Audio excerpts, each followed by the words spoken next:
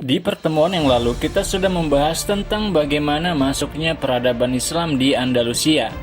Kita juga sudah membahas peradaban dan kebudayaan Islam dengan berbagai kemajuannya telah menghiasi kehidupan penduduk semenanjung Iberia atau Spanyol Portugal. Di masa kekuasaan Islam, semua agama dapat hidup berdampingan. Tidak ada yang dipaksa memeluk Islam dan tidak ada pula yang dipaksa memeluk Kristen. Semua berjalan dengan natural dengan toleransi beragama yang baik. Namun sedikit demi sedikit orang-orang Kristen mulai merebut kota-kota yang ada di Andalusia. Proses perebutan kembali kota-kota di Andalusia oleh pasukan Kristen Katolik biasa disebut dalam literatur sebagai reconquista.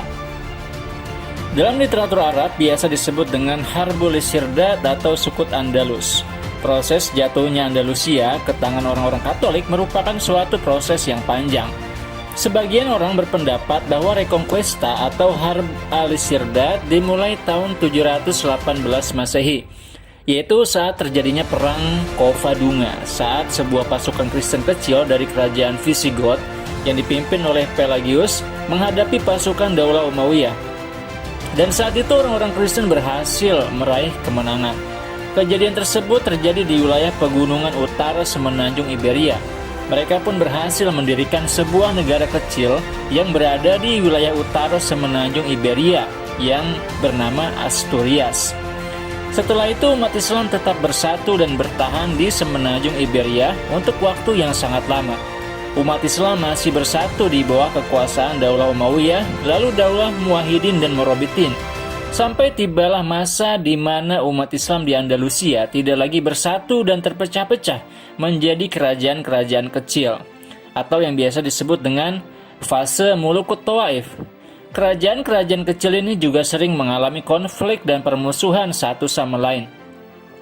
Di antara kerajaan-kerajaan Islam yang bermusuhan kala itu ialah kerajaan di Toledo yang dikuasai Bani Zunnun, dengan kerajaan Islam di Zaragoza yang dikuasai oleh raja dari Bani Hud. Sementara itu orang-orang Katolik juga sudah mulai membentuk kerajaan-kerajaan Kristen di tempat-tempat yang berdekatan dengan wilayah Islam, seperti kerajaan Castella, kerajaan Aragon, kerajaan Lyon, dan kerajaan Bas. Perseteruan antara Bani Hud dan Bani Zunnun terus berlanjut, hingga akhirnya mereka pun meminta bantuan dari orang-orang Kristen untuk mengalahkan musuh-musuh mereka. Atas bantuan tersebut, mereka akhirnya memberikan tanah, benteng, dan wilayah mereka kepada orang-orang Kristen. Demikianlah hal tersebut terus berlanjut, hingga akhirnya Toledo diserang oleh orang-orang Katolik pada tahun 1084. Dan saat itu tidak ada pasukan Muslim yang membantu mereka, kecuali sebuah pasukan dari Al-Mutawakkil bin Aktus. Namun pasukan tersebut mengalami kekalahan. Pengepungan Toledo berlangsung selama 9 bulan. Setelah itu terjadi kelaparan yang parah di Toledo, sehingga akhirnya pada tahun 1805 Toledo berhasil dikuasai oleh orang-orang Katolik. Mereka pun masuk ke kota tersebut dan merubah masjid yang tadinya gereja menjadi gereja kembali, dan mereka pun mengizinkan orang-orang Muslim untuk pergi meninggalkan Toledo. Maka Toledo selanjutnya menjadi ibu kota dari kerajaan Castella. Usaha perebutan wilayah dari tangan umat Islam terus berlanjut, hingga akhirnya orang-orang Katolik berhasil menaklukkan ibu kota umat Islam di masa Daulah Umayyah, yaitu Cordoba, pada tahun 1236. Selanjutnya Isbilia atau Sevilla juga berhasil dikuasai oleh orang-orang Katolik pada tahun 1248. Selanjutnya kerajaan Castella, Lyon, dan Aragon bersatu.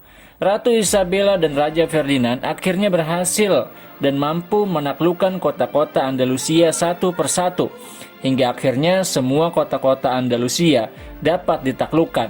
Kota terakhir yang berhasil dikuasai oleh orang-orang Katolik ialah Granada, yang kala itu dikuasai oleh dinasti Ibnul Ahmar. Inilah kota di mana di sana terdapat salah satu istana terindah di Andalusia, yaitu Istana Alhambra. Selama 100 tahun, Granada juga membayar pajak keamanan kepada orang-orang Katolik. Dinasti Bani Ammar sebelumnya juga sudah mengalami perpecahan, sehingga sang putra mahkota meminta bantuan kepada orang-orang Katolik, hingga akhirnya orang-orang Katolik semakin berani untuk bergerak dan menguasai Granada. Maka berakhirlah kekuasaan Islam di Andalusia pada tahun 1492. Lalu pertanyaannya, bagaimanakah nasib-nasib orang Muslim yang masih ada di Andalusia? Sepertinya kita perlu bahas di video selanjutnya.